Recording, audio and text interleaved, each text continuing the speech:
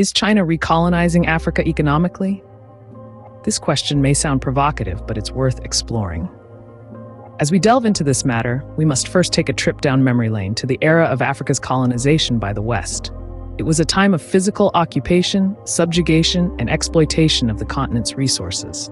Fast forward to today, Africa is a hub of economic activities with a significant player on the stage, China. In recent years, China's presence in Africa has become increasingly pronounced. From infrastructure development to trade partnerships, China is deeply involved in Africa's economic landscape. But this has led to questions, concerns, and debates. Is this a new form of colonization? Let's break it down. Economic colonization, as some have termed it, refers to a situation where one country dominates and controls the economy of another. This is often through trade relations, loans, and investments. It's different from physical colonization. There are no armies, no annexation of territories. However, the impact can be just as profound, affecting the autonomy of the colonized nation and its ability to make independent economic decisions. So how does this relate to China and Africa? Well, China is Africa's largest trading partner and its biggest creditor. Chinese companies are heavily invested in Africa, building everything from roads and bridges to stadiums and airports. This extensive economic involvement has led to concerns about Africa's sovereignty and its ability to control its own economic destiny. However, it's important to note that this is not a one-sided relationship. African countries have willingly entered into these partnerships with China, often viewing them as a means to spur economic growth and development. Furthermore, unlike the West, China often refrains from interfering in the internal affairs of African countries, a point that has been appreciated by many African leaders. In the past, colonization was about physical occupation. Today, it's about economic influence. But is this a fair comparison? As we continue this discourse, remember that the dynamics of international relations are complex, and the line between influence and control can sometimes be blurry. To understand if China is indeed recolonizing Africa, we need to compare their tactics with those of the West in the past. In the historical scramble for Africa, Western powers employed strategies that were anything but subtle. Forceful occupation was the order of the day, with military invasions and annexations carving up the continent into European territories. The divide and rule strategy was also prevalent, pitting ethnic and tribal groups against each other to weaken resistance and consolidate control.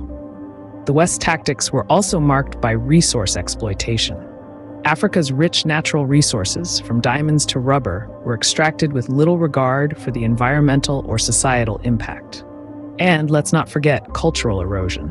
Western colonizers imposed their languages, religions, and ways of life on the African societies, often at the expense of indigenous cultures. Now, let's pivot to China.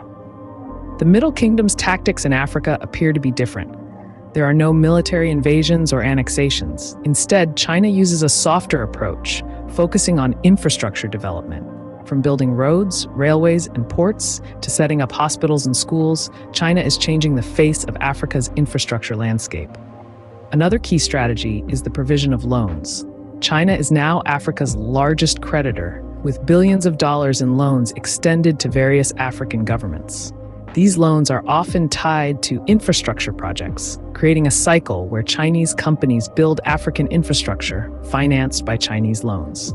Lastly, China is forging strategic partnerships with African nations. These partnerships are often framed as win-win, with China gaining access to resources and markets, while African countries receive infrastructure, loans, and technical expertise. China's approach seems different from the West's, but do different tactics mean a different outcome, or just a different path to the same end? The question remains, is this a new form of colonization or a genuine partnership? As we delve deeper into this topic, always remember, the devil is often in the details. Why does China seem to have an advantage in Africa? It's a question that requires a nuanced understanding of the dynamics at play.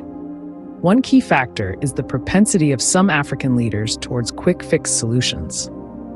This tendency, often driven by political expediency or a desire for rapid progress, can lead to decisions that, while yielding immediate results, may not be in the best long-term interests of their nations. Take, for instance, the large infrastructure projects funded by China. They are completed in record time, providing an immediate boost to the local economy and a tangible symbol of progress. From railways slicing through the vast plains, to towering bridges connecting remote regions, and state-of-the-art stadiums that are a testament to modern engineering, these are the symbols of a nation on the move. But beneath the surface of these shiny new developments, there's a different story. These projects often come with substantial debt, with financing terms that heavily favor China. In some cases, the debt is so significant that it becomes a burden for generations. It's a classic case of mortgaging the future for the present. And China, with its deep pockets and strategic vision, is more than willing to step in. The Asian giant sees Africa not just as a continent rich in resources, but as a crucial part of its global ambitions. Every railway line, every port, every power plant funded by China strengthens its influence on the continent. Yet this is not a simple tale of exploitation. Many African leaders see Chinese investment as a means to an end, a way to jumpstart their economies and improve the lives of their people. And it's worth noting that China, unlike some Western countries, doesn't attach political strings to its aid. But at what cost? When a nation is saddled with debt, its ability to chart its own course is compromised. Today's quick fix can become tomorrow's quagmire. The allure of immediate results can often mask the long-term implications. Africa's quick fix syndrome is a boon for China, but is it a bane for Africa? Africa needs to shift from quick fixes to long-term solutions. But what does this mean? It means moving beyond the allure of immediate gratification, of easy money and short-term projects, towards a vision of sustainable growth and self-sufficiency. This challenge is not unique to Africa. Every country, every society faces this question. How do we build a future that is not only prosperous but also sustainable and equitable? It's a question that demands serious thought, careful planning, and above all, a commitment to the long term. When we talk about long-term planning, we're talking about a strategic approach to development that takes into account not just the needs of the present, but also the needs of future generations. It's about creating structures and systems that are designed to last, not just quick fixes that crumble under the slightest pressure. Sustainable development is another key component of this approach. It's about ensuring that as we grow and develop, we do so in a way that doesn't deplete our natural resources or harm our environment. It's about balancing economic growth with environmental protection and making sure that the benefits of development are shared equitably among all members of society. Self-reliance is perhaps the most important factor of all.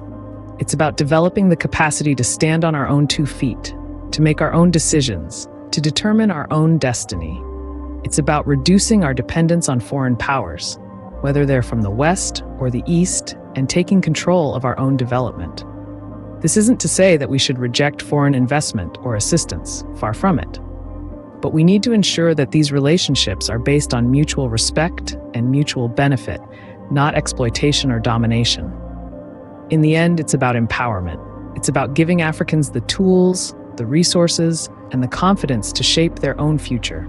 It's about creating a new narrative for Africa, one of self-determination, resilience, and sustainable growth. Long-term solutions may not offer the immediate allure of quick fixes, but they provide a more sustainable path for Africa's development. Is Africa moving from the enslaving West to the encroaching East? This is a question we have been grappling with throughout this video. As we have seen, there's a new scramble for Africa, with the East and West employing different tactics to gain influence. China, in particular, has been using its economic might to establish a strong presence in Africa, exploiting the continent's penchant for quick-fix solutions. Let's recap. The West historically has had a stronghold on Africa, from colonization to economic influence. However, in recent years, China has swiftly moved in, offering fast, often debt-fueled development and infrastructure projects that African leaders find hard to resist. But this has led to concerns about a new form of economic colonization, with Africa becoming heavily indebted to China and potentially compromising its sovereignty. And then there's the question of espionage.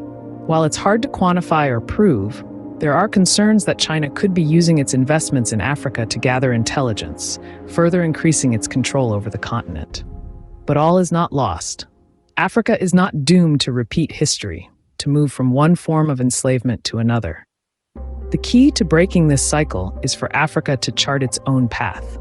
This means moving away from quick-fix solutions and focusing on long-term, sustainable development. It means building strong institutions, investing in education and technology, and creating policies that promote economic independence and sovereignty. So, where does this leave us? Is Africa moving from the enslaving West to the encroaching East? The answer is not clear-cut. What is clear, though, is that Africa needs to take control of its own destiny. It needs to steer clear of falling into a new form of colonization, whether from the West or the East. In conclusion, Africa's future lies not in the West or the East, but in Africa itself. It's time for Africa to take charge of its own destiny. As we move forward, let's hope that Africa can leverage its relationships with both the West and the East while maintaining its independence and sovereignty.